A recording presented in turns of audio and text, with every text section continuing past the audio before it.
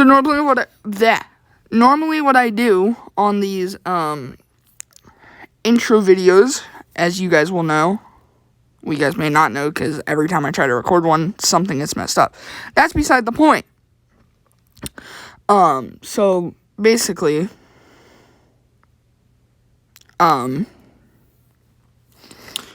we are going to do a little intro, and I'm going to ask some basic questions that have more detailed answers that you're like, that's not a basic question. Well, it is. It just has more details. All right. So let's start this over since both of my phones, I should say, kept messing up. All right. Let's start off with, what's your eye condition? So my eye condition is called aniridia. So I only have the pupil. I don't have the iris, the colored part. And so with this, I don't see as well. And I'm at risk for glaucoma and other eye conditions that can happen, like cataracts, which I do have. And that's the gist of it. Okay, so, and when you say the color part, you mean like you can't see color, or like your eyes don't have a color? I don't remember the basic stuff. So the color part is the iris. The iris is the little thin circle or ring around your pupil, which is the big black inner part of an eye. The way I think of it is the iris is a extra lens or magnifier, and it helps for you to see stuff from farther away. Now, since I don't have that, I can't see stuff as well or read stuff that's really far away that maybe a regular, normal person with normal sight can see. Okay. That being said,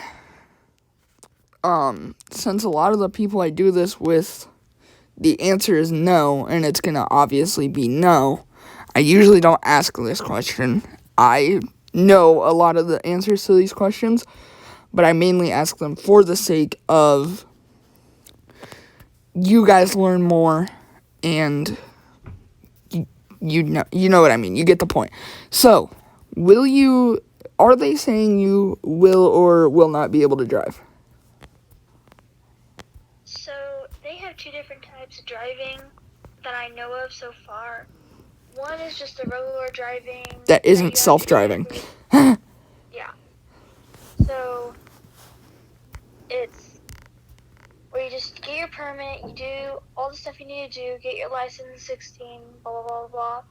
And then the other one is binocular driving. I don't know exactly details about that. I just know it's a different kind of driving that helps people with eye conditions like me to be able to drive. Now, you still have to have a certain amount of vision to be able to do this because it is like regular driving, but they just use different materials to help you see and do better. So that also depends on how bad my cataracts can get, if they return back, how long it takes them to get for me to have surgery to get them removed, and if my vision worsens throughout the years. Which we'll just hope that doesn't happen. Yes, I really hope it doesn't. There is no telling the future. There isn't. So, obviously, hearing that your vision could get worse, you obviously have to prepare yourself and say, okay, this is what could happen. What am I going to do if it does? So, and I'm going to have you tell this in both senses. You lose your vision first. In the sense that you lose your vision enough that you can't drive, which usually is going to mean you obviously can't see as much, like you're going to have small, like bigger print and or braille. There's going to be some other things involved with losing your vision. So, in the case of you lost your vision, how do you plan to live independently? And do you plan to live independently? depending on how bad it gets,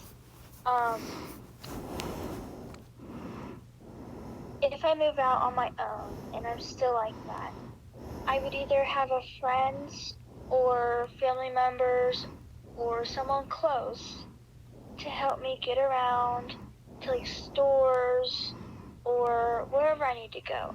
Now, if I can't, then I would live somewhere where it's close to a small grocery store like Family Dollar or Dollar General, so I can have somewhere to go to get some things that I need.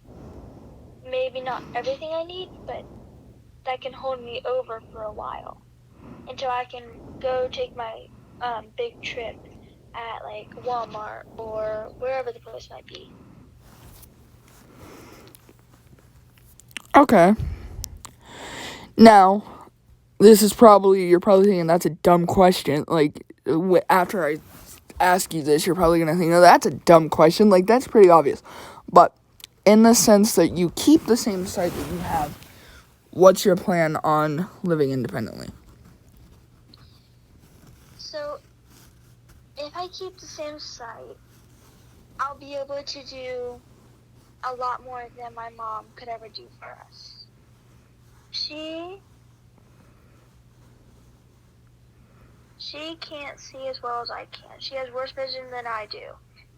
So, and she has glaucoma, and she only has one eye. They had to remove one because so much pressure built up behind her eye that I don't know if it was going to explode or what, but it was bad. So they had to take that one out and keep the other one in. So she can't drive. Her vision's too bad. The glaucoma got to her. So I would be able to drive around and go places more than once a month, so I can provide for whoever needs it, even if it's friends or family or whoever. Okay. Do you know any Braille at all, or have you ever tried to learn Braille? So, yes, I know a little bit of Braille. I did go to the blind school before, and I had done some Braille work with the Braille, like, keyboard thing. I don't know what they're called. I forget. But I did some Like work the with Braille writer? Yeah, that. I don't know what they're called. So I did work with that, and I was doing pretty good at it, and then they never taught me actual Braille, like, fully, because they thought my vision was okay. I wasn't going to need it in my future life as much as maybe my mom or my little brother did. It's still a good thing to learn, though. Yeah. It's And not a bad thing to learn. Yeah. May I add that when I was born, I was blind because of my condition. So you've had sight come, like your sight has came back since then, or how does that? So when I was born, for about a month maybe longer, I forget exactly, but I know it was a while, I was blind at birth because of my aniridia. That is what happens with aniridia. Mm-hmm. It's rare to get, but when you do get it when you're born, you are blind for a while, and then once you can see, then you start to learn how to crawl and walk and do everything else. So I was a little bit delayed because of me being blind at birth. Okay, quick story that she already knows, because I talked to her way too dang much. No, I'm just kidding. So, when I was a baby, I'm gonna go to, for a second. So, I have a heart murmur, and I have a heart condition. They call it tetralogy flow, I think is what it's called.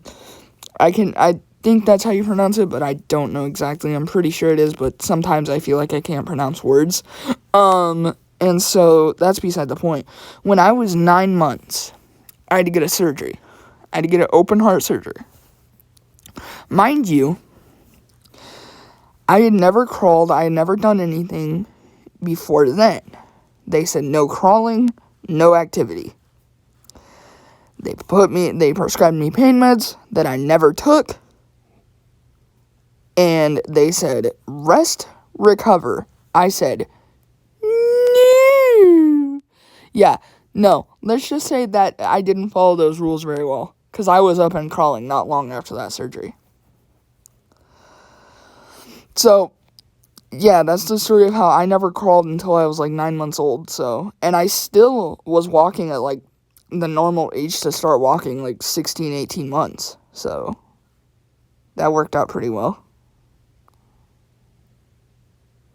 And I don't know if Anna Banana is still there or not. I'm here. Okay.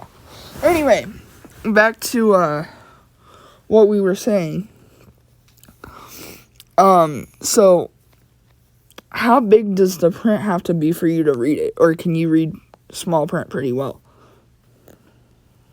I can read small print, but I strain my eyes so much. If it's really small, I strain my eyes and I don't realize it sometimes, and I can give myself a headache or a migraine after looking at a book with small print for too long.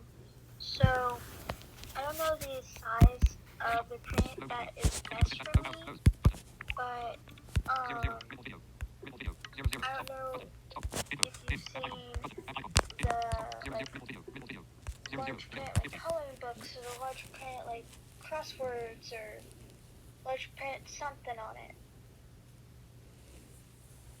Those usually are the best for me to use because they're easier for me to read and they're not like teeny little tiny words or letters and I can't tell what they say. Alrighty. In that sense, I have to get other videos out tonight. So thank you so much for coming on with me. It was a very short notice, 15 minutes at most?